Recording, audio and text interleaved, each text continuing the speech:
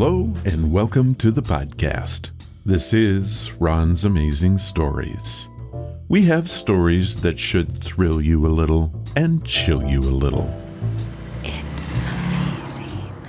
What you'll hear are adventures sent in by you guys, classic stories from the pulp mags, and episodes from the golden age of radio. We have special segments like Ghost Stories with Sylvia. That's amazing. And Paranormal Expeditions. I think we're going to have a lot of fun. So settle in for the next hour and enjoy the show. One more thing. You just might want to prepare yourself to be taken away from today. Another 5-minute mystery.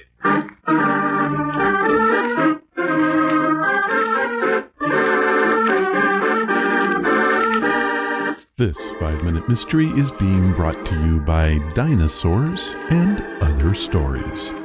Did you know that you're not allowed to call them dinosaurs anymore? It is considered speciesist. You now have to call them pre-petroleum persons. How about that? The telephone circuits are humming with calls radiating out from FBI headquarters in Chicago to agents in the West. As our scene opens, we hear... Denver FBI, Knox speaking. Hello, Knox. This is Sam Judson in Chicago reporting a jewel theft. I'm listening. Mr. Digby, president of Giles Department Store here, reported it a short while ago. They're selling the Babson collection of jewels. Some nice rocks in that batch, I'll bet. Yes, and one of them is missing. A fabulous diamond bracelet. Where do we go from there? It seems that the bracelet was first missed about 3:30. Several customers have been interested during the afternoon. One man in particular stands out in the clerk's mind. Well, what's his description? About 50, gray hair, bushy eyebrows, and penetrating brown eyes. Very distinguished. Anything unusual? Yes, a slight French accent. Well, where does the Denver Bureau fit into the puzzle? Maybe it doesn't, but the chief wants all the westbound trains checked to see if we can locate the Frenchman. Assuming that the thief was in Giles' store in Chicago around 3:30 and left for the west on the first train, he would have caught the 5:30. When she goes through Denver, get aboard and see what you can see. Well, how do you figure he left Chicago on a train and is heading for the coast? It is pretty flimsy evidence, but oddly enough, he took the clerk's name. Said on his return from the west coast he would stop in again. Can you beat that for boldness? Well, you may be right after all about his being on one of the western-bound trains. That's for you to find out, my boy. Good luck. Thanks, Judson. See you soon, I hope.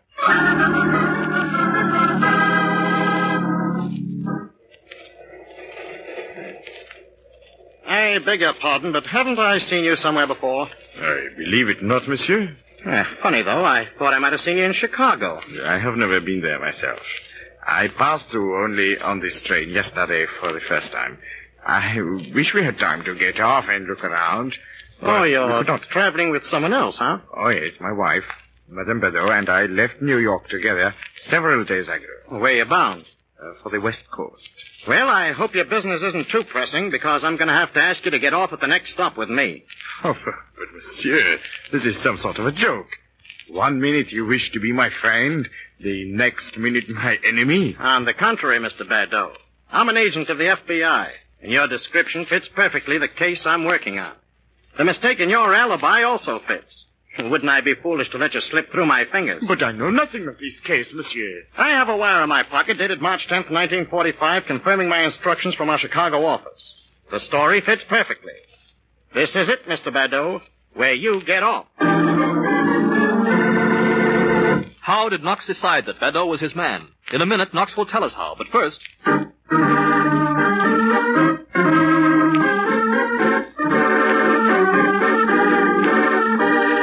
So many trains and buses in these 5-minute mysteries.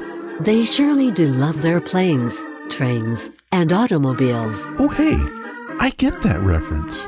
Steve Martin and John Candy from 1987. Those aren't pillows. So what tipped off our detective? Does it really matter? Probably not. It's gonna be lame. Yep, so very true.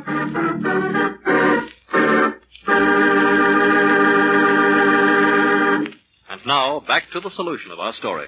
Being a foreigner who apparently had not done much traveling in this country, Mr. Badeau did not realize that there is no train service through from east to the west coast. There is always a break in Chicago where one has to change to another train.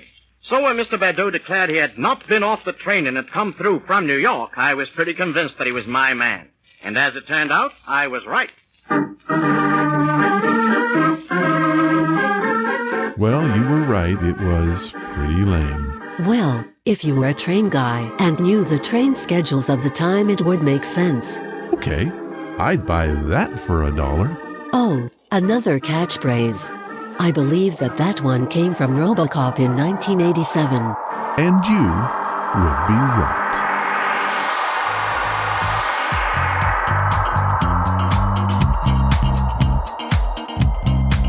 What's that you said?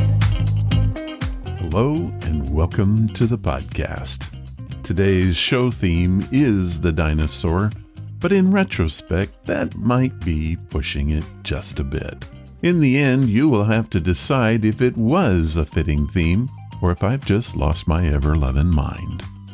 Probably the later. On the show today, we have stories from you guys, a classic from the OTR series Lights Out, and we end with a brand new, not so important time in history. But how do we get it all going? Well, here is some dino-related stuff from Audible.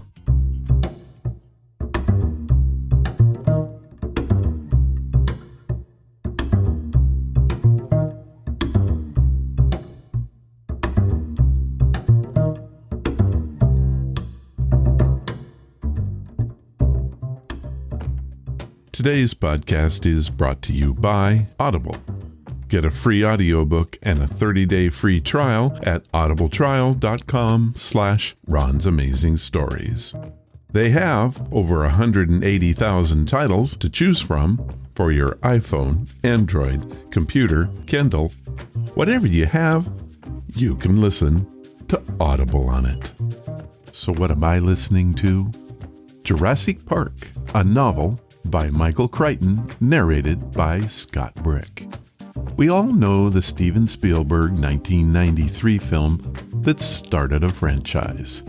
However, it was a book before that, and an incredibly well-written one at that. Jurassic Park is a 1990 science fiction novel written by Michael Crichton. A cautionary tale about genetic engineering, the mathematical concept of chaos theory, and its real-world implications. A sequel titled The Lost World was also written by Crichton and was published in 1995. In 1997, both novels were republished as a single book titled Michael Crichton's Jurassic World. And this is what we're going to talk about today. Here is a clip from the beginning of the book. It introduces the concepts and history of genetics and is actually quite interesting. The commercialization of molecular biology is the most stunning ethical event in the history of science, and it has happened with astonishing speed. For 400 years since Galileo, science has always proceeded as a free and open inquiry into the workings of nature. Scientists have always ignored national boundaries, holding themselves above the transitory concerns of politics and even wars. Scientists have always rebelled against secrecy in research and have even frowned on the idea of patenting their discoveries, seeing themselves as working to the benefit of all mankind. And for many generations, the discoveries of scientists did indeed have a peculiarly selfless quality. When, in 1953, two young researchers in England, James Watson and Francis Crick, deciphered the structure of DNA, their work was hailed as a triumph of the human spirit, of the centuries-old quest to understand the universe in a scientific way. It was confidently expected that their discovery would be selflessly extended to the greater benefit of mankind. Yet that did not happen. 30 years later, nearly all of Watson and Crick's scientific colleagues were engaged in another sort of enterprise entirely. Research in molecular genetics had become a vast, multi-billion-dollar commercial undertaking, and its origins can be traced not to 1953, but to April 1976. That was the date of a now famous meeting in which Robert Swanson, a venture capitalist, approached Herbert Boyer, a biochemist at the University of California. The two men agreed to found a commercial company to exploit Boyer's gene splicing techniques. Their new company, Genentech, quickly became the largest and most successful of the genetic engineering startups. Suddenly, it seemed as if everyone wanted to become rich. New companies were announced almost weekly, and scientists flocked to exploit genetic research. By 1986, at least 362 scientists, including 64 in the National Academy, sat on the advisory boards of biotech firms. The number of those who held equity positions or consultancies was several times greater. It is necessary to emphasize how significant this shift in attitude actually was. In the past, pure scientists took a snobbish view of business. They saw the pursuit of money as intellectually uninteresting, suited only to shopkeepers.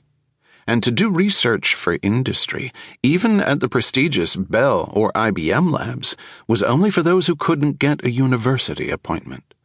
Thus, the attitude of pure scientists was fundamentally critical toward the work of applied scientists, and to industry in general. Their long-standing antagonism kept university scientists free of contaminating industry ties, and whenever debate arose about technological matters, disinterested scientists were available to discuss the issues at the highest levels. But that is no longer true. There are very few molecular biologists and very few research institutions without commercial affiliations. The old days are gone. Genetic research continues at a more furious pace than ever, but it is done in secret and in haste and for profit. When the book was released, the New York Times had this to say: "This is the classic thriller of science run amok that took the world by storm. Crichton's dinosaurs are genuinely frightening."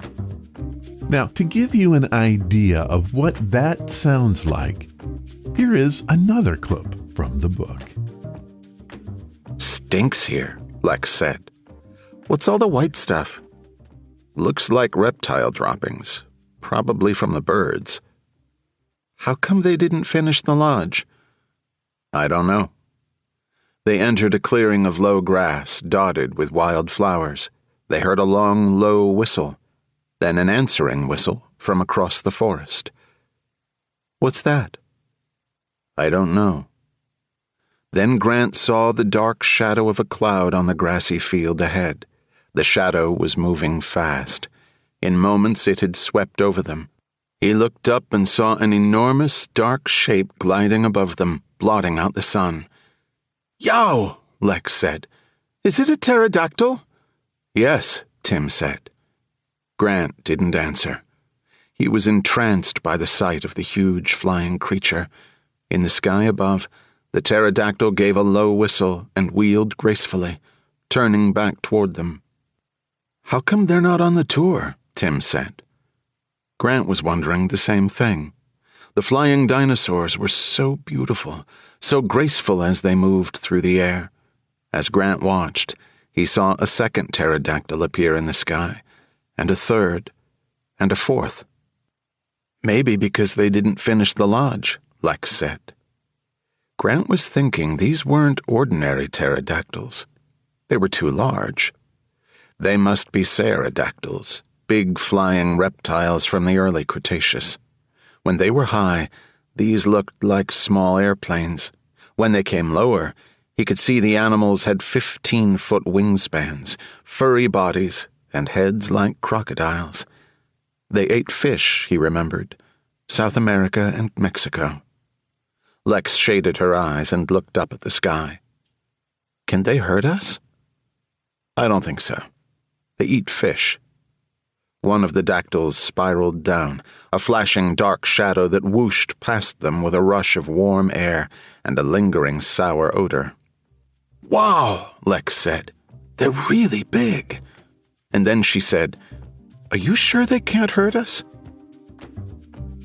Well, I have to tell you, that scene goes on, and you kind of have to hear it for yourself to appreciate it. Also, the encounters with T-Rex are nothing short of riveting. In Jurassic Park, Michael Crichton taps all of his mesmerizing talent and scientific brilliance to create his most electrifying techno-thriller. It is an inspired work, and you can have his book today.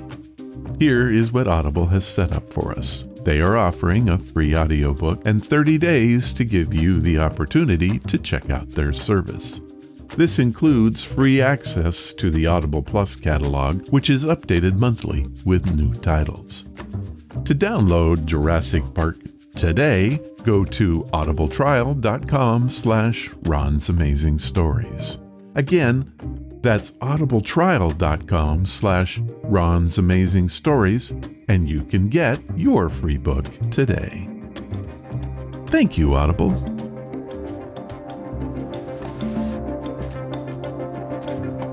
And now, it's time for your stories. These are your stories, sent by you, for you.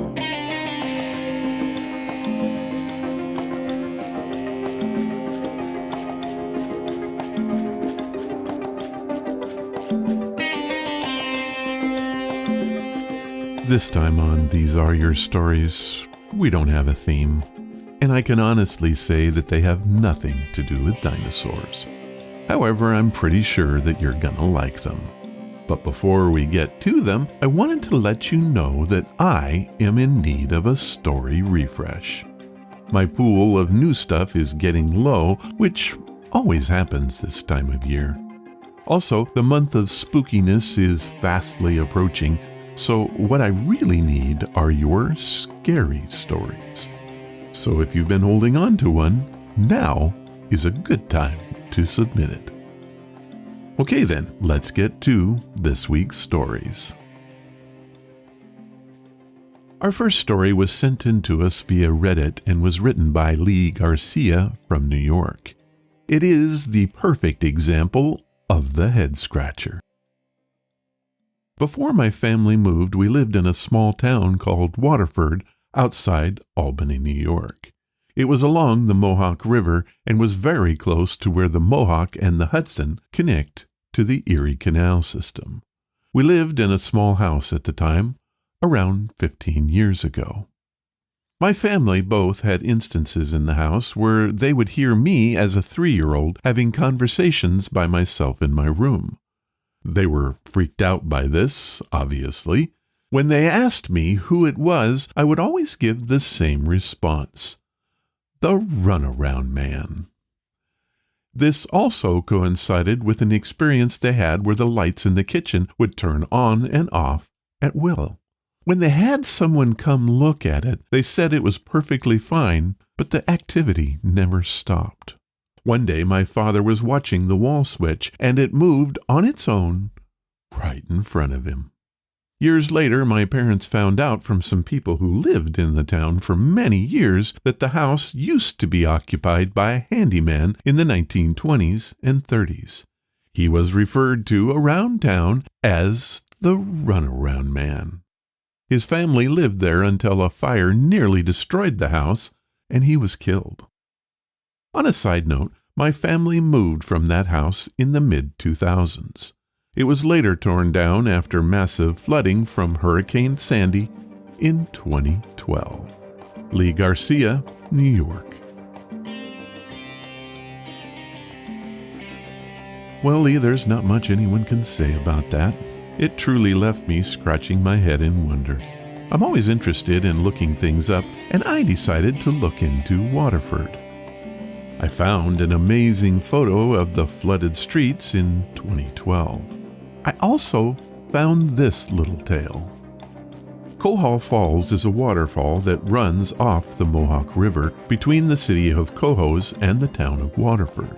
It was originally named Kahaus, meaning the place of falling canoe. Legend has it that a Native American girl was canoeing on the river one summer night when the current overtook her, forcing her to fall off the falls to her death. Her ghost has since been spotted on nights of the full moon, wearing war paint and paddling against the rapids. How about that? I love stories that come from places I've seen.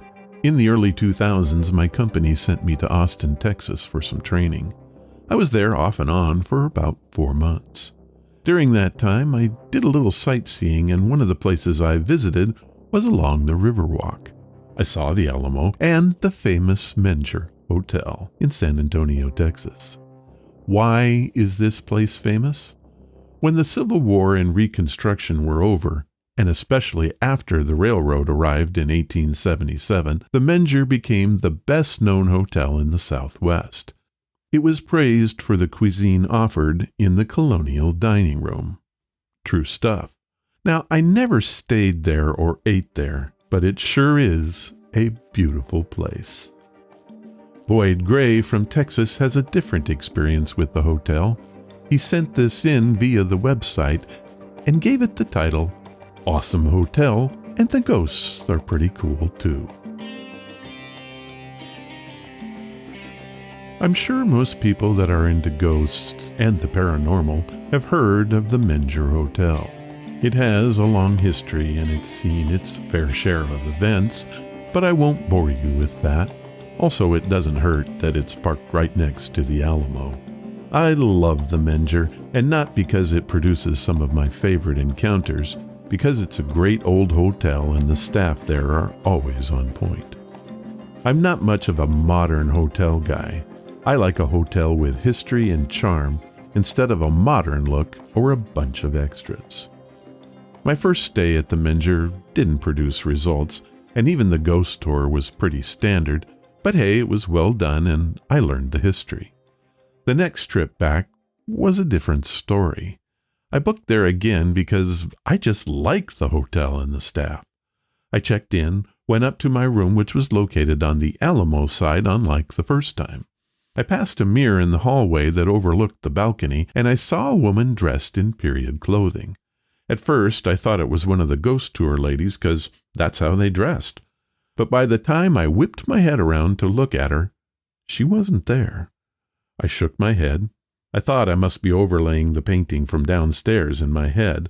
However, when I got closer to my room, there was another mirror at the end of the hallway, and I saw her reflection again.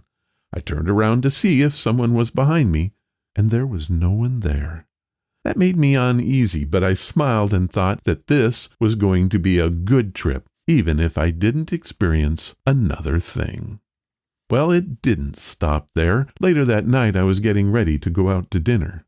My bathroom light came on all by itself, and no joke, it looked like there was a shadow being cast on the floor coming out. I walked over and looked in, and I couldn't find a reason for the shadow, which I was now standing on. Well, I quickly finished getting ready and went to dinner. I needed a drink. At dinner, my client asked how I liked the Menger, and I told him how much I loved it. He'd even asked if I'd seen any shadows without people attached to them. I told him about the mirror woman, but not the shadow in the bathroom. I wanted to figure that one out first. I got back to my room and the light was off in the bathroom. As I walked in, I said, "Thank you for turning it off," half joking. I put my stuff down and returned to the bathroom and turned the light on. No shadow. I tried some different things to make it happen, but nothing close. And all I kept thinking is that the ghost was probably laughing his butt off trying to watch me figure it out. That night finished out quietly. I've had other experience from that hotel that I could share. One involves a talking TV with the sound turned off. That was a freaky bit of ghosting. Boyd Gray, Texas. Well, Boyd, we'll look forward to hearing your stories. Please do send them in and I'll promise to read them. Better yet, you have a standing invite to come on the show and tell them for yourself. Now, I could leave it at that, but I had to do a little research on the Menger Hotel. Here's what I found. Rooted in the rich history of San Antonio, the historic hotel reigns as the oldest continuously operating hotel west of the Mississippi. German immigrant William A. Menger arrived in San Antonio in the early 1840s, when it was still very much a cattle-barren town. Menger wasted no time in settling into San Antonio.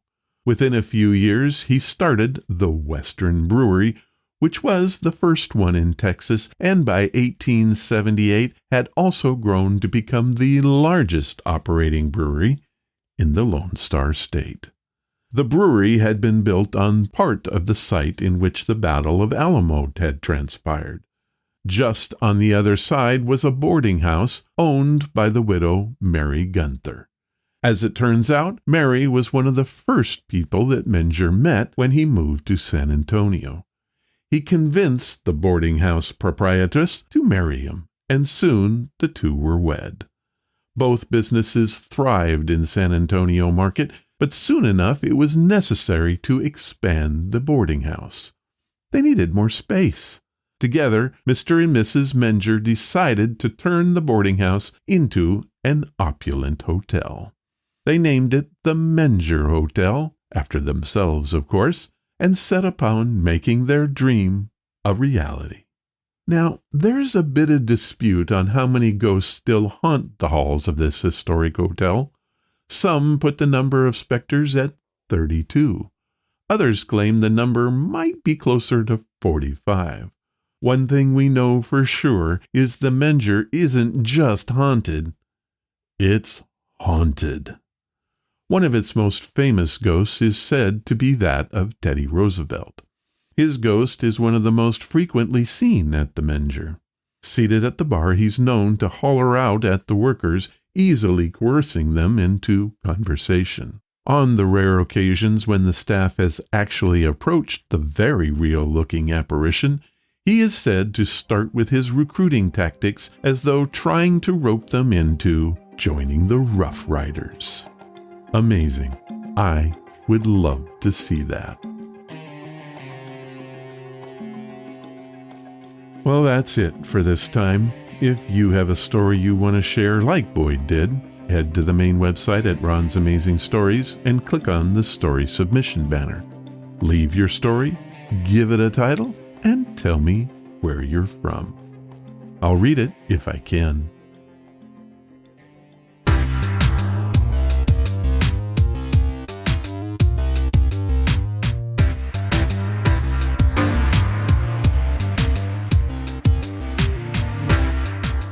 Our featured story this week comes again from the series Lights Out. And I say again because we just had one a couple weeks back. The quality of these old-time radio shows is so very impressive that it's worth hearing them again and again. This one takes place in a sub-basement, and at first glance, it might seem out of place. Hang in there, and I think you'll agree that the horror has made itself known.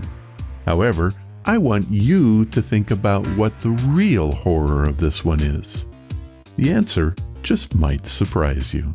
The story is appropriately titled Sub-Basement, and it first aired on August 24th, 1943. Arch Obler's Lights Out, everybody.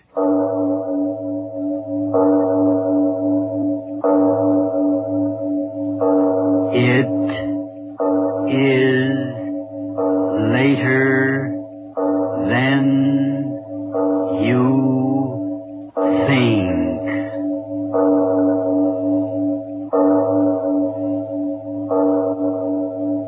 Turn out your lights now.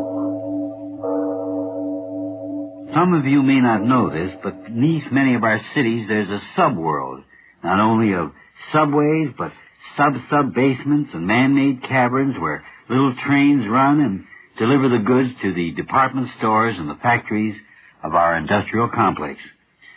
Today we're going to some of those sub-basements in a play I've written for you titled Sub-Basement.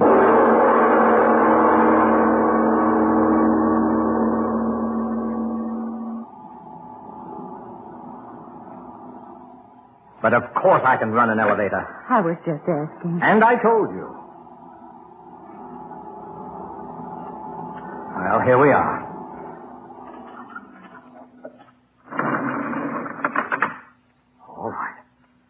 All right, are you getting out? I suppose so. Suppose so. For 10 years, that's all I've heard. Where do you work? What do you do? Why don't you let me see Don't you? get angry. Oh, I'm not angry. I'm just telling you. Come on, this way.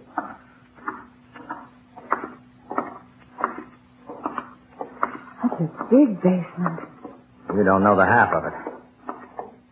It's like a whole city down here. A person goes to a department store and doesn't know all this is underneath. Say that again. And you're in charge of everything down here? That's another fact. Here. Look at these. What are they? Furnaces? Oil burning.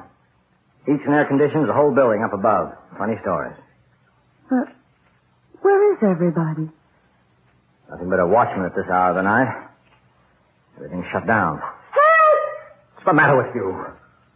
Nothing. What did you do that for? Oh, I just wanted to hear my voice. It's like a big cave down here, isn't Yelling it? out like that. Won't you ever grow up? Don't be angry on me. All right, come on. Yes, honey. Come on, in here. Another elevator? Well, you want to see everything, don't you? Yes, I do.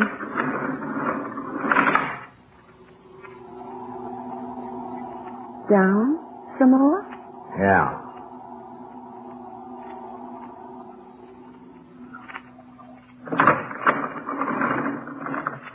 All right.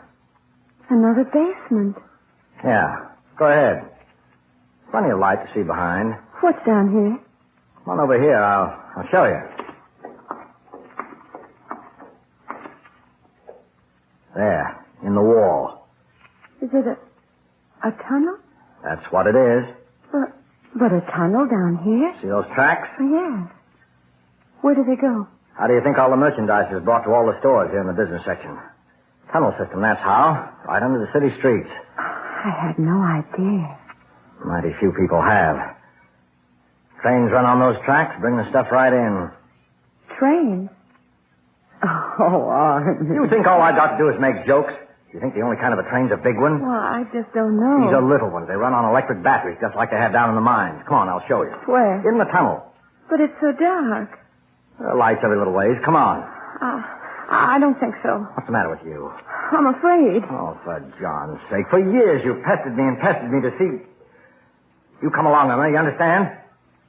All right.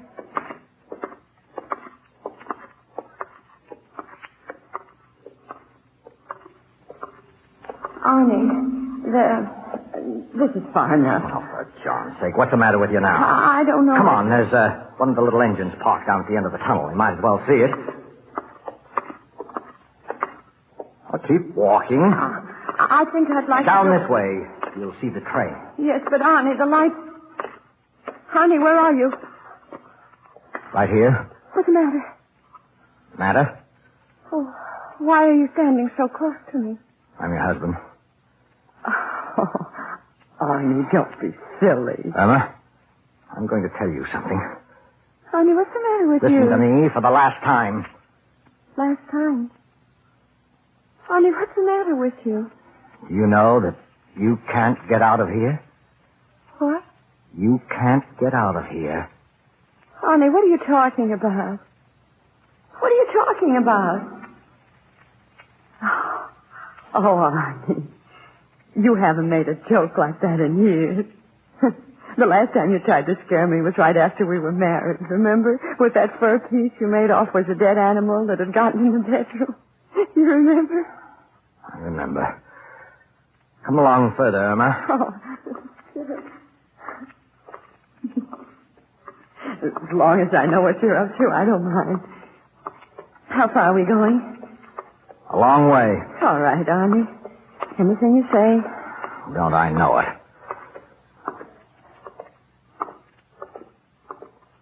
All right. All right. What? This is as far as we're going. Oh. I feel funny. I've never been under the ground so far in so long. It was very nice of you, Arnie, to take me down here. So interesting. Very nice of you. Arnie, why don't you say something? Arnie, is something the matter? Arnie, really, you can't frighten me. Not now, you know. Arnie, are we waiting for someone? If we are, I think I hear him. Hear him? Well, yes, don't you? No. But I heard someone. Tell you there's no one down here. All right. All right, if you say so, Arnie. If I say so, if I say so, if I say so. Can't you say something else but that even now? Now? Yes. Irma, I'm going... There, I heard it again. What? Are there trains running this late at night? Train? If it's a train, we ought to get out of here. Tunnel's so narrow, Arnie, please. Shut up. Let me listen. Hear it? Will you shut up? Who's there? Who's there? Isn't there supposed to be anyone? Oh, of course not. I saw to it. Is that you? Is that you, Tom? Who's Tom? Tom, are you down here? One of the watchmen? I told him I'd pull these boxes tonight. I told him. Tom! Hey, Tom! What's wrong? Tom, what's the matter with you? Come on out here. Do you hear me? Come out right away or I'm firing you. Tom! Is he playing jokes, too? Fool, I'll break his neck. Get my hands on that. No, Arnie, don't leave me. Arnie, where did you go? Arnie, it's so dark, the tunnel. Arnie, where are you? Arnold, was that you? Arnold, it is you. Did you cry out? What? Stay back. You... That man. Who? From what's left of his face, I think it's Tom. What?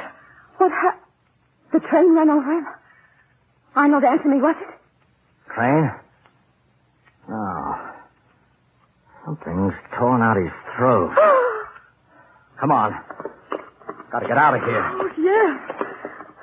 Something down here. Arnie, wait, I can't go so fast. Police, I'll get the police. Please, Arnie, wait for me. Arnie, what's the matter? Arnie, why are you just standing there? Why don't you open the door? Door wasn't closed before. Well, open it.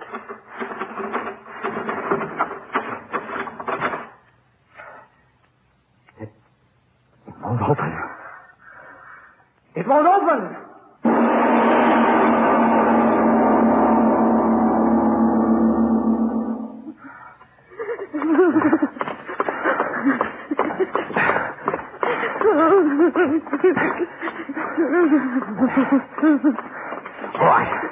All right. We'll be there in a minute. But are you sure? I tell you, it's an emergency exit. It's always kept open. Why was that door locked? Stop asking me that. I don't know. And that watchman? Stop talking, will you? I don't know anything. Arnie, why did you stop talking? And why stop? You said the emergency exit. That's it. What? Behind those timbers. It's blocked off. You understand? It's blocked off. Well, what do we do? We can't just stand here. Arnold, that man was killed. There's someone down here. I'm afraid. Oh, Arnold, get me out of here. Oh, wait a minute. I gotta think. Think? Now, whoever killed Tom, not down here necessarily. You don't think so, Arnold? Well, why should he be? Nothing to steal down here. Tom was always borrowing money from people.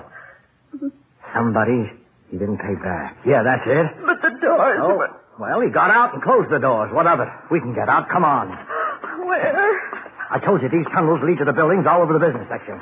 Follow the tunnel to the next sub-basement, to the next building. We'll get out, that's all. Honey, don't get too far ahead of me this time. Well, just walk fast, will you? Yes. Oh, honey, I look forward so very much to tonight. It had been so long since you'd even thought about me. I knew that. And tonight, when you called me up and told me to meet you here, and then when you started to play those crazy, scary jokes before, even then Irma, you see it too?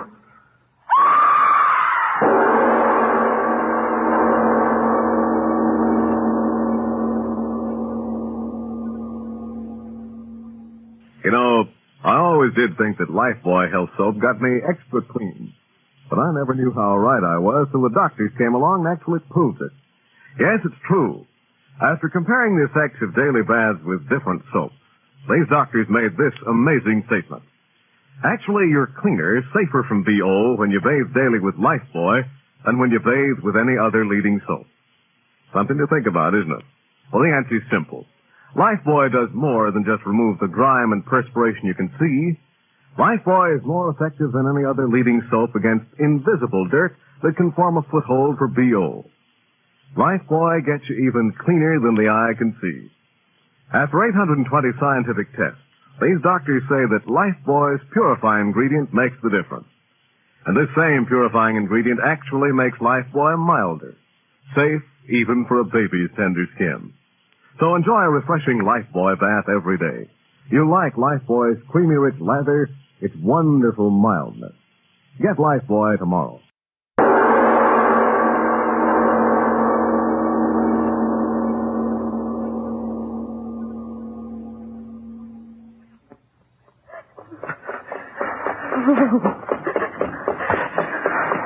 Is it after us? Don't talk, run! Oh, my side, it's hurting. Well, that's too bad. Honey, don't leave me behind. Honey, I can't run any faster. Honey, wait. Honey. Honey, what? Oh, honey. I'm going. Honey. What? Your leg. Broken. Oh, honey, come on. Hold on to me, will you? No, But you can't lie here, that thing. It's coming? I don't know, I can't see it. I was running. A rock under my foot. Over here, a pile of boxes. What? Hide behind them. If I help you, could you go over there? Yes, hide. Give me your arm. Yes, I will. Come on, dear. Hold on to me. If you hold my hand tight. Come.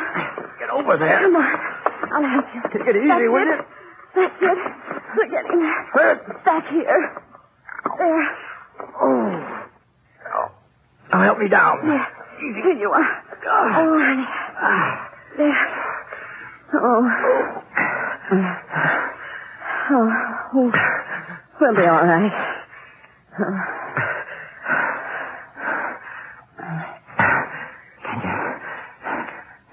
Can you see it? No. No, it's gone. Just don't think about it, honey.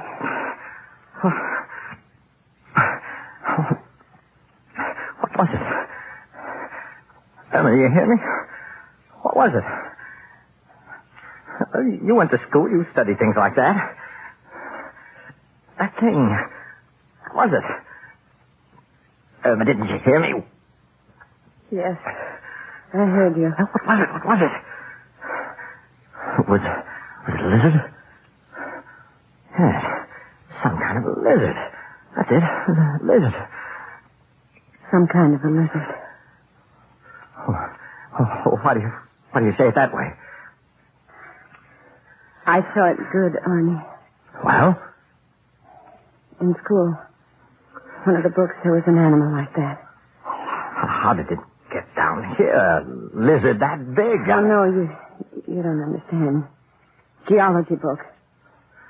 The thing wasn't a lizard, exactly. Huh? It was a dinosaur. Are you crazy? No. I'm telling you what I saw. It sort of sat up on its hind feet. Just like the picture in the book. What are you trying to do? Make me crazy, too? Why, those things died millions of years ago. Arnie, look. Huh? Way down the tunnel. By the light. It is a dinosaur. Don't move. Arnie, it is a dinosaur.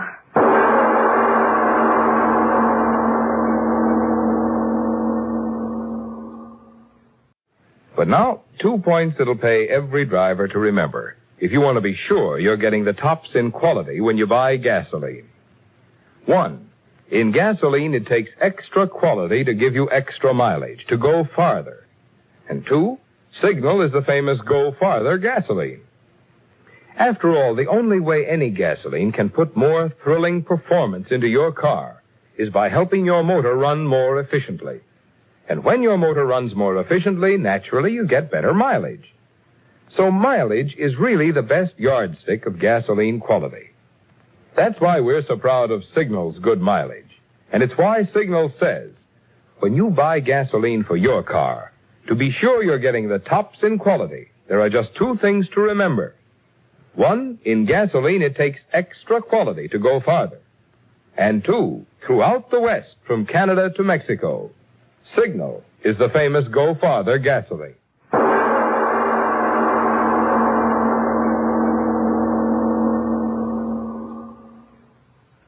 Has it gone away?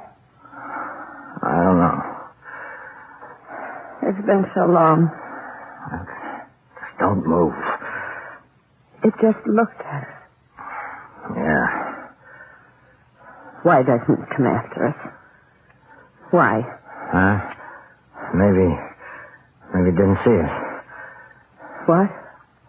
Oh, it was like something that had been in the dark for a long, long time. Yes. Oh. Don't move around. Oh, there's a little room back here. Oh, would you rather go out there? Oh, don't be angry with me, Ernie. Angry? Why should I be angry? Irma, you went to school. You studied those things. You called it a dinosaur. Yeah.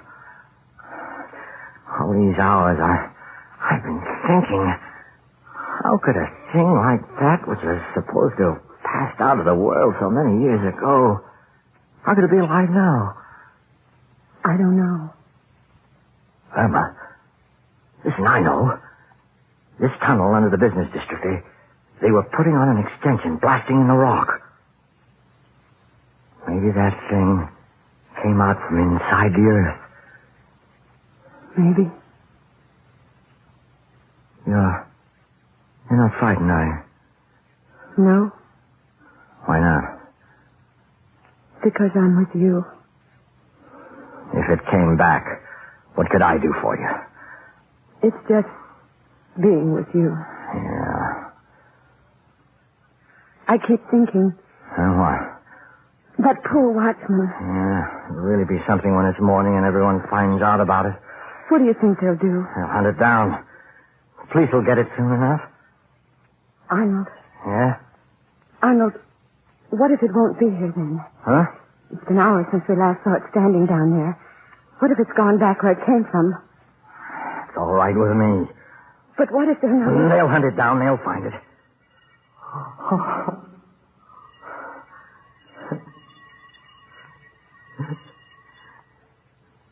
Arnold, what's that? It's all right. Everything's all right. But what was it? 6 o'clock. That was the bell back in the basement. The day engineer turned off one of the sprinkler alarms. Oh. Oh, honey. Come on. Come on, I'll help you. Wait. What you said Wait. to do with... Look. Over there. Back. It's back. Help! Help! Help! He's looking right at us. Well, they didn't hear us, but it did.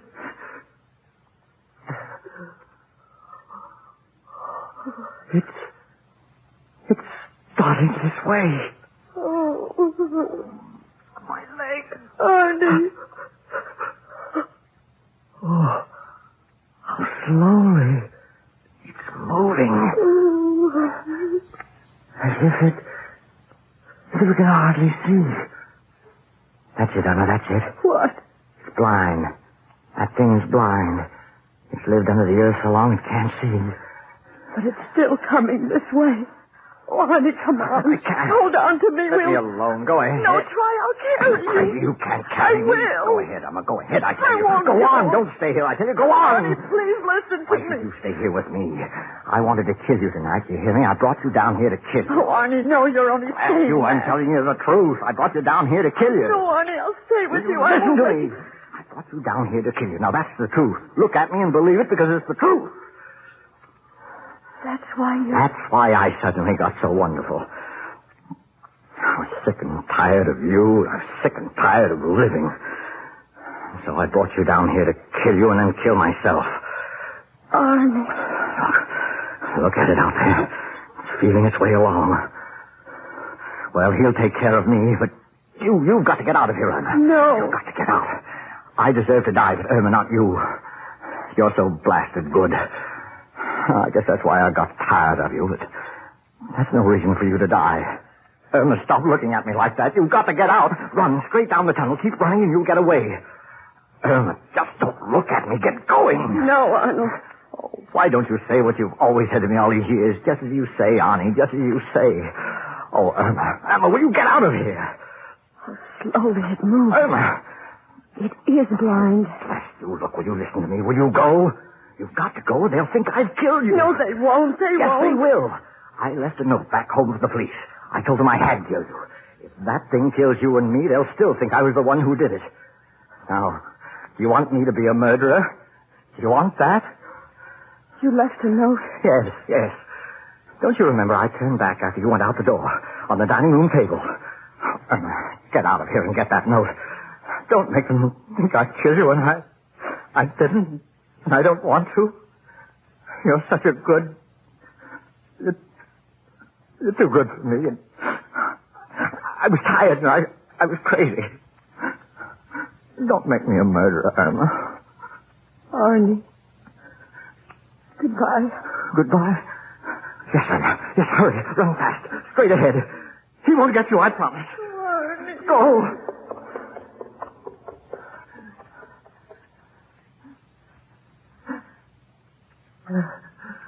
All right. You blind thing, you. Here I am.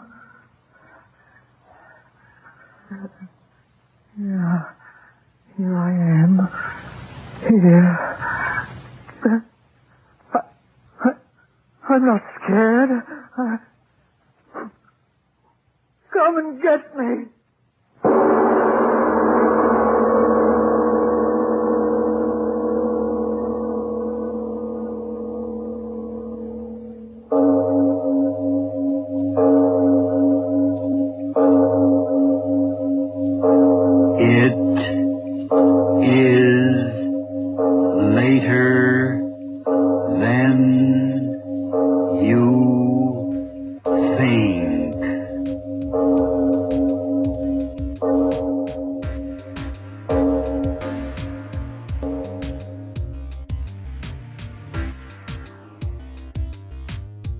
That one had some deep stuff going on, and I'm not just referring to the basement.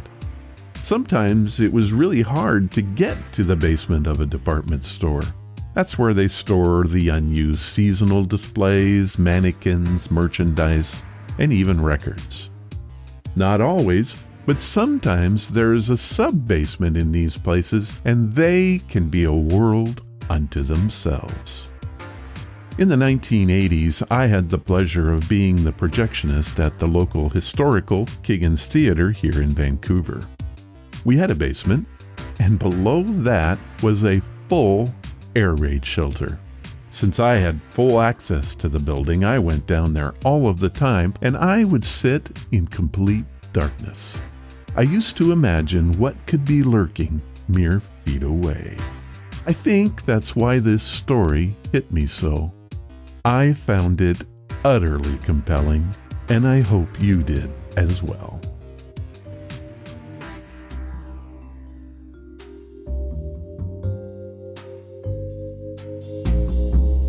Not so important times in history.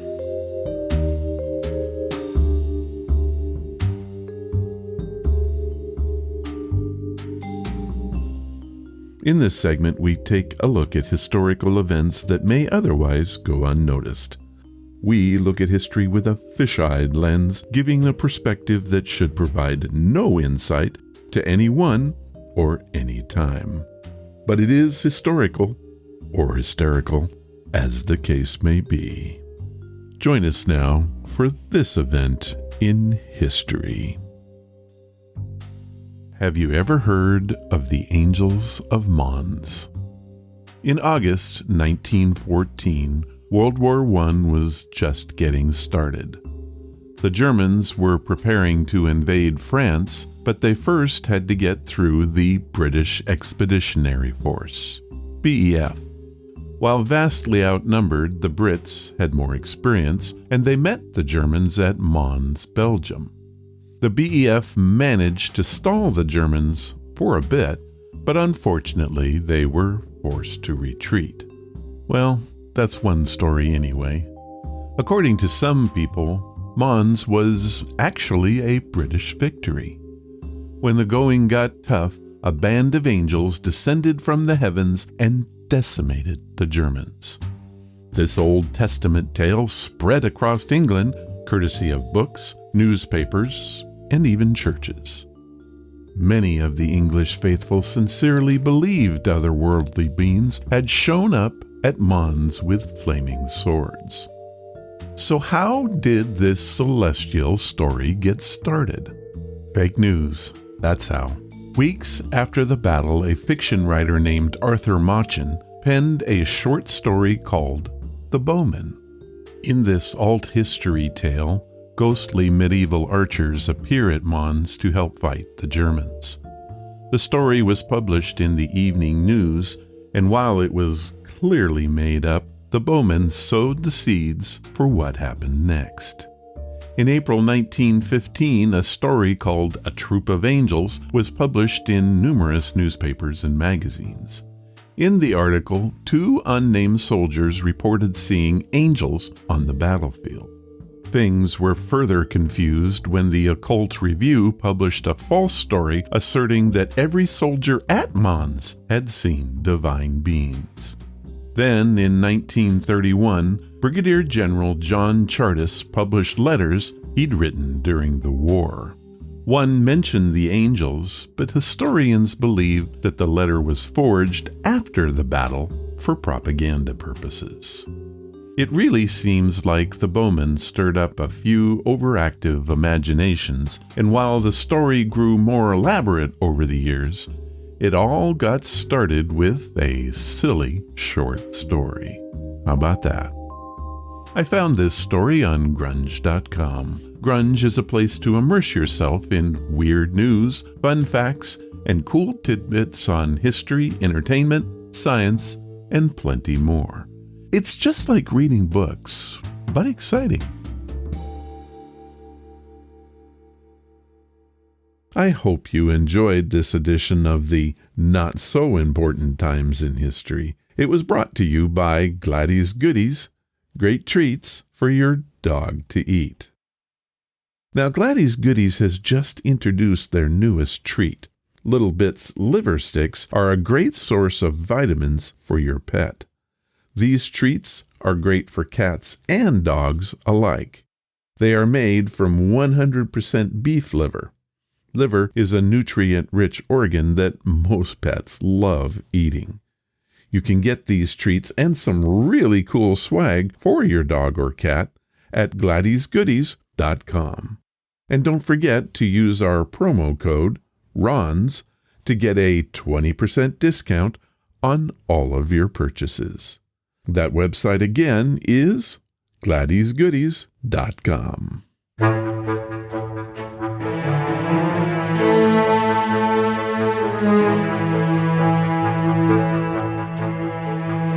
Well, that was episode number 504, and these folks shared their wares. Lee Garcia and Boyd Gray. You guys are the best, and thank you. If you want to follow the podcast or the blog, head to ronsamazingstories.com. There you will find any of the links I mentioned and how to contact us. Do you want to help the show? The best thing you can do is to tell your friends all about it, and please leave reviews or feedback wherever you listen. Clicking that follow or like button makes us grow. Thank you for listening, and I hope you come again to find out what are Ron's Amazing Stories.